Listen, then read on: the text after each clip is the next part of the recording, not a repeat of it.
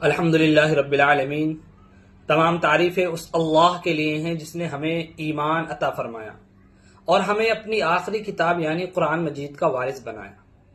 محترم حاضرین، ذرا ایک لمحہ ٹھہریں اور سوچیں، کیا ہم نے اپنے بچوں کے دلوں میں قرآن کی محبت بوئی ہے؟ کیا ہم نے اپنے گھروں کو قرآن کی روشنی سے سجایا ہے؟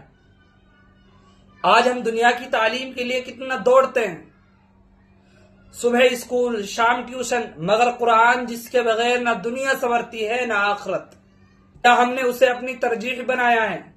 یاد رکھیے، بچے وہی سیکھتے ہیں جو اپنے ماں باپ کو کرتے دیکھتے ہیں۔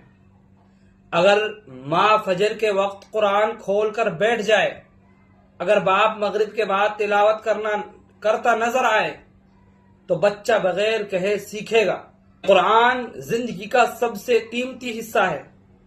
میرے بھائیوں اور میری بہنوں، ذرا دل پر ہاتھ رکھ کر بتائیں، کیا ہم چاہتے ہیں کہ قیامت کے دن ہمارے بچے ہمیں جنت کی طرف لے جائیں؟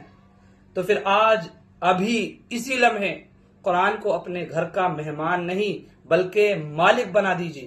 میں دعا گو ہوں اللہ تبارک و تعالی ہمارے گھروں کو قرآن کی خوشبو سے مہکا دے، ہماری نسلوں کو قرآن کا عاشق بنا دے، ہمیں قرآن کا سمجھنے والا، پڑھنے والا اور عمل کرنے والا بنا دے۔ دوستو، آپ سے گزارش ہے اس پیغام کو تمام لوگوں کے ساتھ، تمام ایمان والوں کے ساتھ ضرور شیئر کریں، اور آپ سے گزارش ہے کہ کمنٹ میں ایک دعائیہ جملہ ضرور لکھیں۔